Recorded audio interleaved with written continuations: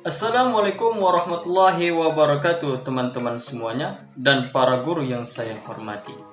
Perkenalkan, nama saya Muhammad Yunus. Saya merupakan mahasiswa dari STAI Hubul Watan Duri, Prodi Pendidikan Agama Islam pada semester 4. Di video kali ini saya akan menyampaikan tentang isu-isu yang ada di kurikulum Merdeka terkait KKM yang ditiadakan di kurikulum ini, teman-teman. Pertanyaannya, apakah kurikulum tanpa KKM masih bisa disebut dengan kurikulum?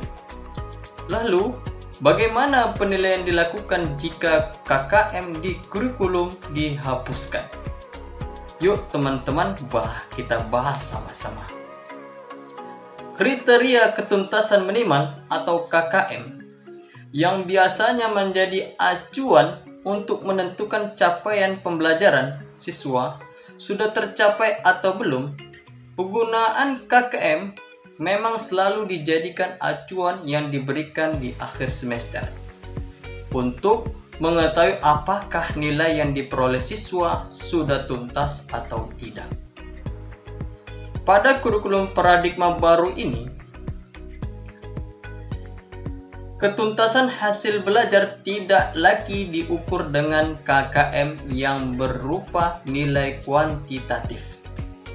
Namun, dalam kurikulum 2022 atau dikenal kurikulum paradigma baru ini, asesmen formatif pada pembelajaran dilakukan untuk mengidentifikasi ketercapaian tujuan pembelajaran.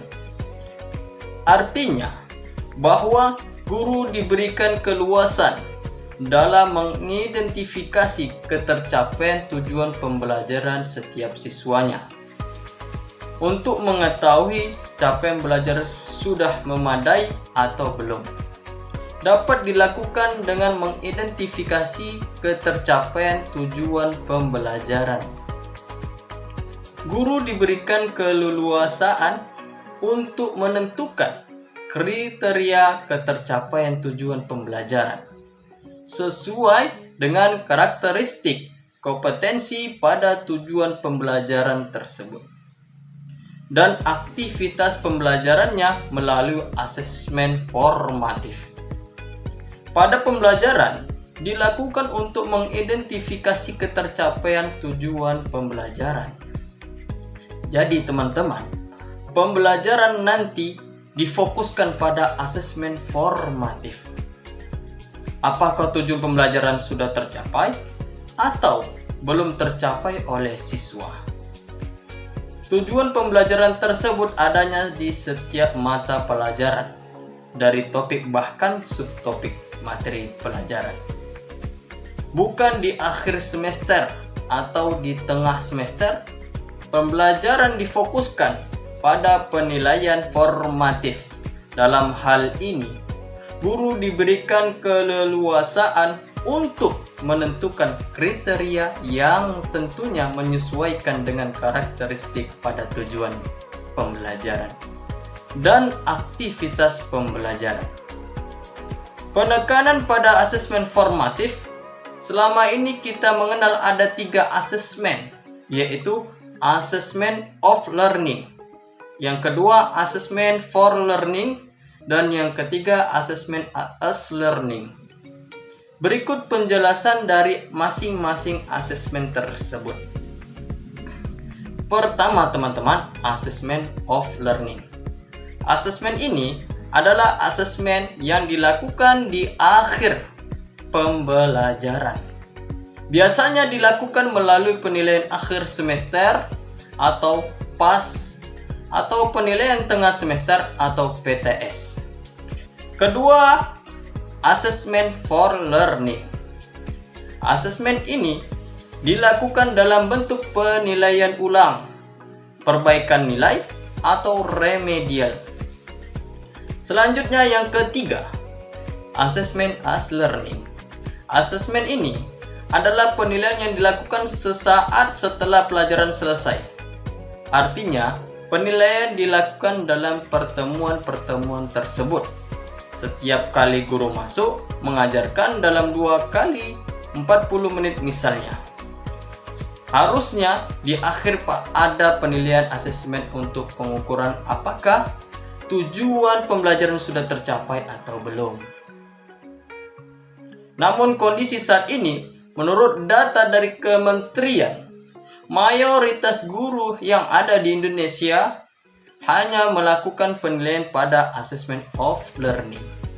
Penilaian ini dilakukan hanya pada saat ulangan akhir semester atau ulangan tengah semester.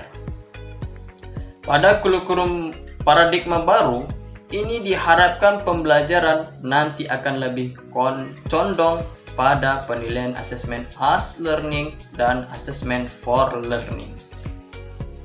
Penilaian dilakukan untuk mengukur ketercapaian tujuan pertemuan pada setiap pertemuan. Maka merubah paradigma belajar melalui implementasi kurikulum 2020 ini dimaksudkan untuk mengubah paradigma belajar yang menitikberatkan pada nilai menjadi belajar yang menitikberatkan pada proses, pada penilaian formatif dan sumatif. Bentuknya bisa bermacam-macam, seperti refleksi, esai, melalui poster, atau jurnal, atau juga bisa menggunakan tes tertulis, teman-teman. Jadi, selama ini mungkin mayoritas guru menggunakan tes tertulis. Dapat berupa pilihan ganda atau pertanyaan-pertanyaan atau umpan balik. Dengan demikian, dapat disimpulkan bahwa kurikulum 2022 atau paradigma baru tidak ada lagi kriteria ketuntasan minimal atau KKM. Karena dalam pembelajaran berfokus pada proses di penilaian formatif untuk mengukur apakah tujuan pembelajaran sudah tercapai atau belum. Dalam konsep merdeka belajar, guru diberi kebebasan untuk berpikir dalam menentukan langkah-langkah yang tepat dan strategis tentunya, sehingga bisa menjawab semua tantangan dan permasalahan pendidikan yang dihadapi dalam wilayah pendidikan. Dalam konsep ini, guru harus bisa menentukan treatment yang tepat tanpa intervensi terlalu jauh pada pihak luar. Penerapan treatment tersebut tentunya harus memiliki dasar kuat dan bisa dipertanggungjawabkan oleh guru. Guru juga memiliki otoritas penuh dalam menentukan kriteria apakah tujuan tercapai atau belum. Tentunya dalam hal ini menyesuaikan dengan materi dan aktivitas dalam pembelajaran itu sendiri. Nah, jadi teman-teman, dapat kita artikan bahwasanya di kurikulum merdeka ini lebih menitikberatkan kepada pembelajaran yang lebih baik lagi daripada sebelumnya yang kita harus menggunakan berpatokan dengan KKM. Mungkin ini saja yang dapat saya sampaikan. Semoga bermanfaat bagi teman-teman semuanya. Apabila ada kesalahan, saya mohon maaf. Saya tutup dengan mengucapkan wassalamualaikum warahmatullahi wabarakatuh.